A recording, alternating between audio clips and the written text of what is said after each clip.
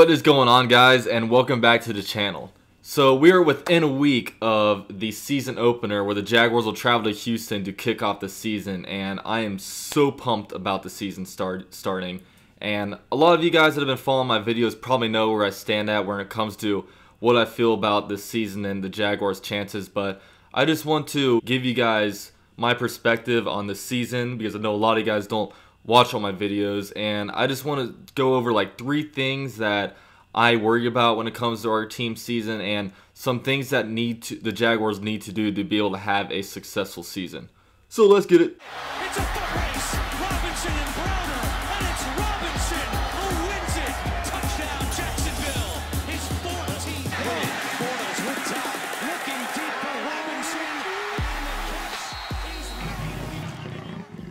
So the 3 main concerns I have with this team have to be the offensive line, the pass rush, and the quarterback situation. So I'll start off and talk about the offensive line. After the draft, I really wasn't all that concerned about what the state of our offensive line was going to be because I thought after grabbing Brandon Albert in free agency, then Ken Robinson in the second round of the draft, I thought that would be our left tackle, left guard combination. So I thought there would be about a 40% turnover with the starting offensive line of our team. But Brandon Albert decided to up and retire on us, so when you look at it, the Jaguars offensive line really did not get that much better this offseason after they let Calvin Beachum walk in free agency, so you're essentially going to plug in Cam Robinson there. So I don't know how much of a wash that will be, even though Cam Robinson should be a lot better in run blocking. But you look at the rest of the offensive line, and you know, the center to right tackle are all the same, and it's just not looking too good right now, especially due to the fact that our left guard position right now, it's still a 4-way competition between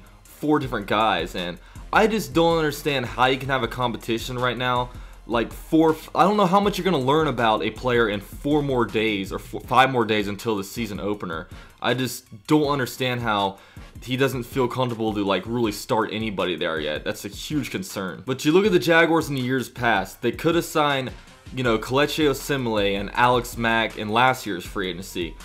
Literally, Alex Mack thought he was going to be a Jaguar after how hard the Jaguars tried to pursue him after the Browns put a transition tag on him. And then this year comes and we could have signed Zeitler or TJ Lang, but I guess they thought that the Brandon Albert signing was enough since he was due to make it like $9-10 million this year or something like that. But you look at this and our guard positions are so sketchy right now. AJ Cann has been having a really bad training camp in preseason, and our left guard position, Omame and other guys have been getting whooped. I mean, we literally just this week we traded away Luke Bowenko, who was literally in that left guard competition. Jaguar fans pretty much thought it was going to be either Omame or Luke Bowenko to start a left guard. So it's looking like Omame may start the opener, but I think Watford will take over that position sooner or later. The one other free agent signing we really got that was an offensive lineman who was Earl Watford, who started about 10 games at Arizona last year, but he was just kind of a quieter signing. But our offensive line is just very, very suspect with how they've been playing this preseason and the fact that they still have all these open competitions. But moving on, the second thing I'm worried about is the pass rush. Now, I think a lot of Jaguar fans have this false perception of what our pass rush was last year. I mean, it was great how good Yannick Ngakoue was good his rookie year. You know, he got, I believe, like 8.5 sacks, broke a rookie sack record, but our pass rush just wasn't good enough. I mean, Dante Fowler obviously wasn't very good. Malik Jackson was able to get some pressure, but the thing was, like, on third down situations, the quarterback had the ball for way too long, and we just weren't able to get in there quick enough. Right now with our pass rush, we are banking on, of course, Yannick Ngakoue really being able to take that next step to being a double-digit sack guy. We're relying on Dante Fowler Jr. to all of a sudden miraculously have a comeback after last year. Now, I think he's going to be better, but it's very hard for me to really be like, okay, Dante Fowler is going to be this dude, because he's going to have to show it to me. He's going to have to show it to me once the season starts, because I'm not putting a false perception on Dante Fowler when he hasn't proved that to me. But we also got Calais Campbell. He's a good addition. He'll be really good for us. He's a 3-down dude. He's going to slide into as a 3 technique on pass rushing, third down kind of things that have Yannick and Fowler Jr. and Malik Jackson on the field at the same time. So I think adding him will be a huge presence when it comes to leadership and stuff like that. And then we drafted Dwan Smoot in the 3rd round. And, you know, Dwan Smoot, he hasn't really flashed to me much at all this preseason. So, like, I mean, what do you expect out of a guy like that? So, it's just our pass rush situation. It has a chance to be pretty good, but at the same time, if it's not good, then, like, our cornerbacks can only be as good as the defensive line at some point when these guys are being held open for over 5-6 seconds, you know what I mean? But the last and most important thing that I'm concerned about is the quarterback position. Right now, all we have is Blake Bortles and Chad Henne, and what we thought was like a little bit of hope in Brandon Allen is now on the Rams. He got claimed by the Los Angeles Rams, so Blake Bortles and Chad Henne are our guys. Now, I was very upset with the Brandon Allen releasing, just because I thought he could do some good stuff, and I legitimately thought by at some point in probably like maybe the second quarter of the season, I thought that he actually might be able to get in there and start some games, but I guess the coaches just didn't see enough out of him, which really sucks, is now we're stuck with Chad Henne and Blake Bortles. But I look back at the offseason and think, how could we have improved the quarterback position? And honestly, there really wasn't much out there. When you look at the list of free agent quarterbacks that were out last year, I really only saw Brian Hoyer really being able to be a big upgrade, a better upgrade than Bortles and Chad Henne for sure at that quarterback position. But the thing about a Hoyer is he signed a contract to the 49ers so he could pretty much be able to plug, play, and start. He wasn't going to come to Jacksonville and be in any kind of quarterback competition. And if you're into giving Mike Glennon a 3-year, $45 million contract, then that's all you, but I'm not interested in that. And then maybe as backups, potentially signing someone to replace Henne. I probably would have taken Case Keenum or Ryan Fitzpatrick over him. But when I look at these quarterbacks, I just don't see any clear upgrades. So I'm not all about just wasting money on a player just to get that guy. Like, I just didn't see anybody effective in free agency. But then you go into the NFL draft, and I was saying the whole entire draft process, really the only quarterback I really liked was Mitch Trubisky. That's just me. Everyone else has their own evaluations of the guy, and Mitch Trubisky went before the Jaguars, and the Bears traded 3 draft picks to move up 1 spot to get him. So pretty much at that point, my quarterbacks were off the board. So if it was me drafting, I would not have gotten a quarterback. But if one of you guys might have, it's a different story. But you got to also think Leonard Fournette would be that trade-off for that. So I'm not all about just drafting a quarterback just to draft somebody to fill a need, because you got to think, if you're gonna really mortgage a first-round draft pick in a guy, you're gonna have to stick with that guy. And then next year's draft class is pretty loaded, so as long as you feel 100% comfortable in snagging somebody, I wasn't gonna be about doing it. Now, a lot of people talked about trading for a quarterback, and the main 2 candidates that came up were AJ McCarron and Jimmy Garoppolo. Now, the Bengals won at least a first-round pick out of AJ McCarron, and the New England Patriots want to start talking at 2 first-round draft picks. So I'm not all about mortgaging, because even though these guys might be an upgrade, I'm not all about throwing away our future just to try our best to win right now. It's just not smart. And I haven't seen enough out of any of these guys to think they can actually be a decent NFL quarterback. Both these guys only have about, what, 2 or 3 starts. You know, you look at Garoppolo, for example. I mean, he looks good back there sitting in a clean pocket and everything, but what are these guys like when they're down? You know, they throw 2 interceptions in the first half and they're playing in Seattle with the loud noise. How are they able to overcome from that adversity? You know, how are they able to put a team on their back at the last drive of the NFL game?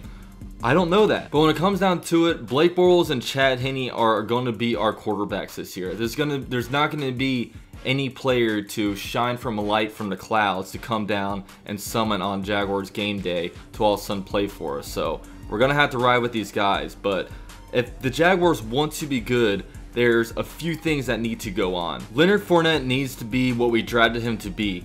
We drafted him at number 4 to be the new identity of our offense. The Jaguars have lacked an identity these last couple years, and it's obviously not going to be in a pass game with our suspect quarterback game right now. So we drafted him, and our whole offseason we've been preaching just being able to be a run heavy nasty team. So that's why Fournette's in here. He's that downhill back, and Fournette's a generational back, man. I can't wait to see this guy actually in live action. We saw him a little bit during the Patriots preseason game, game number 1, but we haven't seen him at all since. So I'm super excited to see what Leonard Fournette can bring to this team. And the second thing that we need to have is turnover margin. This is a very underrated stat, but the Jaguars have been terrible in the turnover margin this last few years. Just between Blake Bortles throwing a lot of picks, the running backs having a lot of fumbles, and just the defense not getting enough interceptions and forced fumbles and whatnot. We have not been very good in this category, and when you're winning the turnover margin, you generally get the ball in really good starting position. So we need to start getting more turnovers. You know, it's going to start with Blake Bortles cutting down on his interceptions, hopefully through a run game. It's going to hopefully come through a pass rush, being able to get to the quarterback, forcing error throws for a guy like AJ Boye or Jalen Ramsey to be able to have an interception. It's going to come from those things. And the last key aspect is we need our defense to be what the defense is expected to be, and that's hopefully a top 5, top 10 defense. Now, we have the pieces there. However, we have to stay healthy, especially at linebacker and cornerback, where the depth is very, very thin. At those positions, at cornerback and linebacker, we have the best, probably some of the best groups in the NFL, but after that, it's a huge fall off. So, you know, those guys between Aaron Colvin, AJ Boye, Jalen Ramsey, those guys need to stay healthy, and then Miles Jack, Talon Smith, and Paul Posluszny. We need those guys to stay healthy, and we need this defense to be able to come together, get some pressure on the quarterback, force some turnovers, and just be that nasty defense that can shut these guys out on third down and keep them out of the red zone. But if you were to ask me how I feel about this year, I am cautiously optimistic. Now, last year there was so much buzz about this team going into the year. Everyone thought they were going to be a lot better, but we went 3-13. So, you know, with me, I'm just kind of holding back my excitement. I'm going to let this team get me excited. Now, you know, I'll be watching every single Jaguar game, and there's going to be some really fun, even if we're a bad team, there's going to be some fun moments. You know, we all went crazy last year after Yannick Ngakoue forced that fumble right into Dante Fowler's hands, and he, you know, returned that for a touchdown. We all got extremely excited when Aurelius Ben slid and got that touchdown. You know, there's going to be a lot of exciting moments this year, so you got to, like, take it for what it is. You know, it's football season. When you're not watching Jaguars, you got your fantasy going on. You got Sunday, Monday Night Football. So with the Jaguars, there's going to be some, hopefully there's not too many frustrating moments. But the thing is, we're 0-0 right now. We could be a good team. We have a good roster. We just don't have that winning culture. We don't have like a winning team yet. So, you know, wins can come to our team. Our roster isn't as gutted as a team like the New York Jets or a team like the San Francisco 49ers. We have a lot of talent. We could have a potentially great defense. It just all comes down to, can we establish a run game?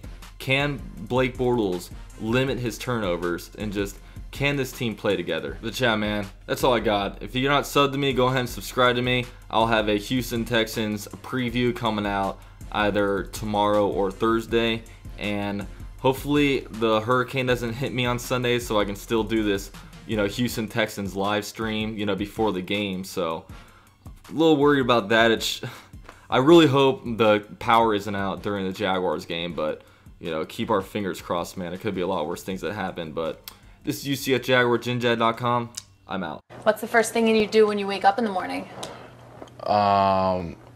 Usually just piss.